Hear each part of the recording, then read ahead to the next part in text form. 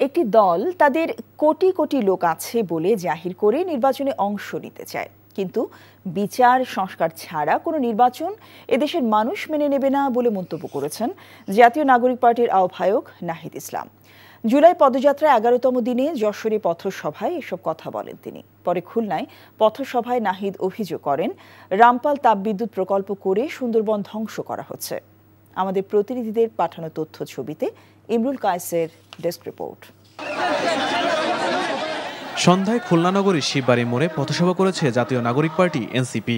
এ সময় দলের আহ্বায়ক নাহিদ ইসলাম বলেন, রামপাল তাপবিদ্যুৎ প্রকল্প স্থাপন করে শত বছরের সুন্দরবনকে ধ্বংস করা হচ্ছে।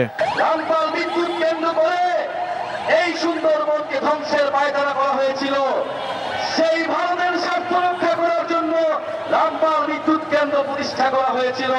তিনি আরো বলেন, 5ই আগস্ট থেকে ছাত্র নেতৃত্ব দমনে ষড়যন্ত্র করা হচ্ছে।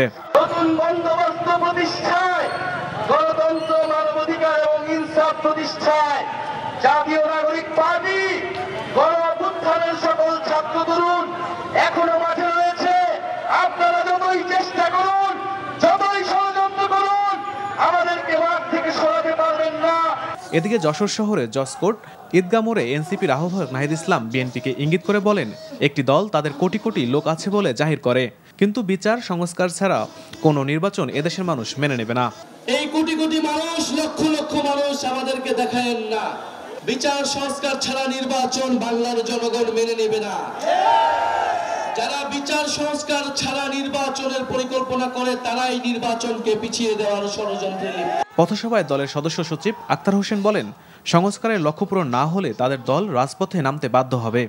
বাংলাদেশের মানুষ জুলাই অভ্যুত্থানে যেভাবে রাজপথে নেমে এসেছিল সংস্কারের দাবিতে, তার থেকেও বহুগুণে তারা রাজপথে নেমে আসবে ইনশাআল্লাহ।